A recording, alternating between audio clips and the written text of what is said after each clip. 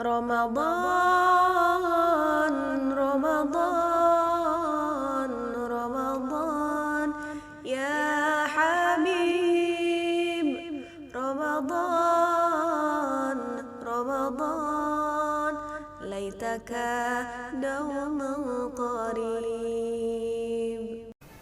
Dari Ummul Mukminin Sayyidatuna Aisyah radhiyallahu anha, kana Rasulullah sallallahu alaihi wasallam yajtahidu fi ashril awakhir ma la yajtahid fi ghairihi. Rasulullah sallallahu alaihi wasallam giat dan bersungguh-sungguh di 10 hari terakhir bulan Ramadan, kesungguhan yang berbeda daripada hari-hari biasanya.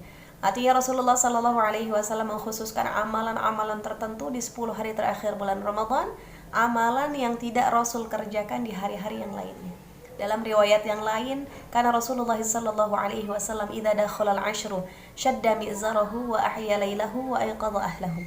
Rasul alaihi salatu wassalam, kalau sudah masuk 10 hari terakhir bulan Ramadan, Rasul mengencangkan ikat pinggangnya, Rasul menghidupkan malam harinya, dan Rasul membangunkan keluarganya. Mengencangkan ikat pinggangnya, artinya Rasulullah sallallahu alaihi wasallam di 10 hari terakhir bulan Ramadan, meski di penghujung bulan Ramadan, Rasul semakin giat, semakin bersemangat, semakin bersungguh-sungguh dalam ibadah kepada Allah Subhanahu wa taala. Rasulullah sallallahu alaihi wasallam pun menjauh dari istrinya. Rasul sallallahu alaihi wasallam beriktikaf di masjid di 10 hari terakhir bulan Ramadan untuk mencari satu malam yang nilainya lebih mulia daripada 1000 bulan, malam Lailatul Qadar. Kalau kita melihat fenomena masyarakat kita saat ini, ketika penghujung bulan Ramadan, justru soft sholat taraweh jamaahnya mengalami kemajuan. Artinya jumlahnya semakin berkurang dan softnya semakin maju. Sebaliknya, ketika kita melihat ke pasar, kita melihat ke pertokoan, ke mal-mal, ke pusat perbelanjaan, kita akan melihat orang begitu penuh sampai berdesak-desakan karena fokusnya sudah bagaimana menyambut hari raya Idul Fitri. Ini bertentangan dengan sunnah Rasulullah sallallahu alaihi wasallam.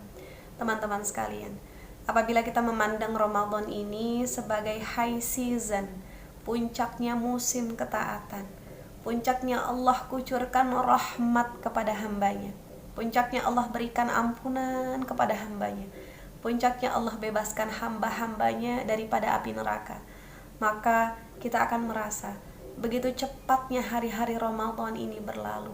Kita akan merasa dan berpikir, jika bukan di bulan Ramadan, maka kapan lagi? Hendaknya kita mengikuti ajarannya Rasulullah Sallallahu Alaihi Wasallam, yakni semakin berlalu bulan Ramadan, Nabi semakin bersungguh-sungguh. Jangan sampai Ramadan pergi, kita melewatinya tanpa kesan yang berarti. Lalu Rasulullah Sallallahu Alaihi Wasallam menghidupkan malam hari, khususnya di 10 hari terakhir bulan Ramadan, seluruh waktu malam Nabi hidupkan dengan rangkaian ibadah kepada Allah Subhanahu wa taala. Rasulullah Shallallahu alaihi wasallam menghidupkan malam harinya di 10 hari terakhir bulan Ramadan dengan salat malam. Rasulullah Shallallahu alaihi wasallam banyak membaca Al-Qur'an. Sebagaimana malaikat Jibril alaihi salam mengajarkan Al-Qur'an kepada Rasulullah Shallallahu alaihi wasallam 1 kali dalam 1 tahun, yakni pada bulan Ramadan. Tetapi di tahun wafatnya baginda, malaikat Jibril alaihi salam mengajarkannya sebanyak 2 kali. Sahabat Abdullah bin Mas'ud radhiyallahu anhu mengatakan bahwasanya proses pembelajaran antara malaikat Jibril alaihi salam dengan Rasulullah sallallahu alaihi wasallam terjadinya pada malam hari. Itu mengapa membaca Al-Qur'an di malam hari memiliki keutamaan dan keistimewaan di sisi Allah Subhanahu wa taala. Lalu Rasulullah sallallahu alaihi wasallam juga menghidupkan malam harinya dengan beristighfar dan zikir. Rasulullah al-ma'sum, yang terbebas dari dosa dan kesalahan, terbebas dari aib dan kekurangan. Rasulullah tidak kurang dalam 1 harinya beristighfar 70 sampai 100 kali. Kita, manusia yang banyak dosa dan kesalahan, harusnya bisa beristighfar berkali-kali lipat daripada Rasulullah sallallahu alaihi wasallam. Sayyidatuna Aisyah radhiyallahu anha mengatakan bahwasanya Rasulullah sallallahu alaihi wasallam mengajarkan untuk banyak memperbanyak doa, khususnya di bulan Ramadan. Di 10 hari terakhir, Allahumma innaka afuwun tuhibbul afwa fa'fu anni. Ya Allah, sesungguhnya Engkau Maha Pemaaf, Engkau menyukai maaf. Artinya Allah Subhanahu wa ta'ala suka memberikan maaf, suka memaafkan, dan suka senang melihat hambanya mudah memaafkan saudaranya.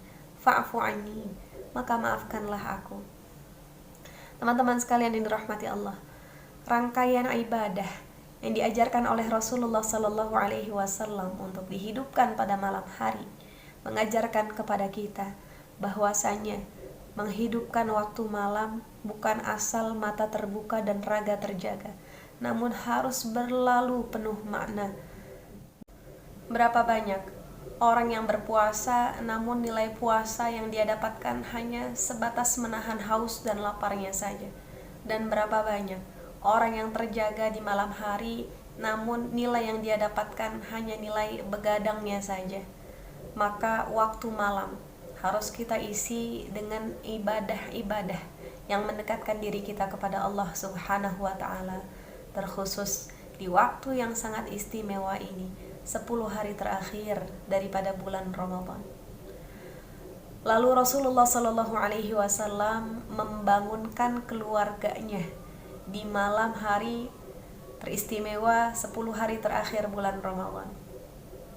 Rasulullah Sallallahu Alaihi Wasallam sabdakan dalam hadisnya, khairukum li ahli, wa ana khairukum li ahli.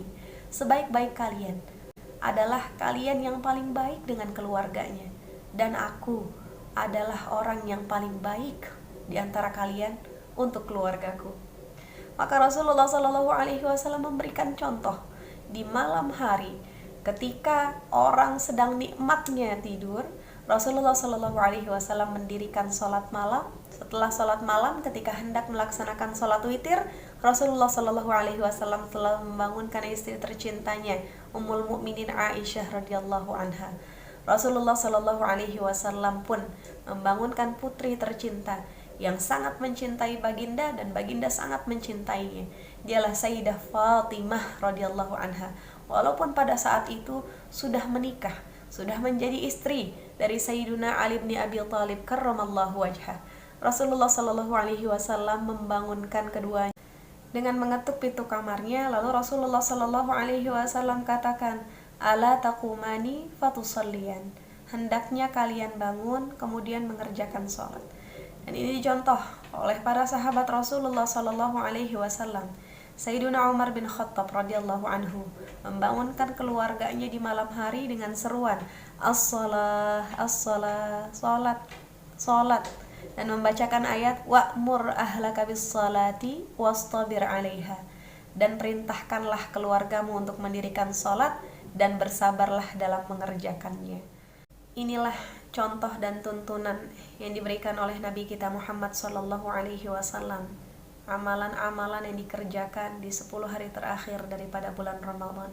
Mudah-mudahan dapat kita contoh, dapat kita aplikasikan dalam ibadah kita di penghujung Ramadan kali ini, karena kita tidak pernah tahu ini merupakan Ramadan yang terakhir untuk kita, ataukah nanti kita masih dipertemukan dengan Ramadan di tahun berikutnya. Tugas kita sebagai seorang hamba adalah memanfaatkan waktu dengan sebaik-baiknya.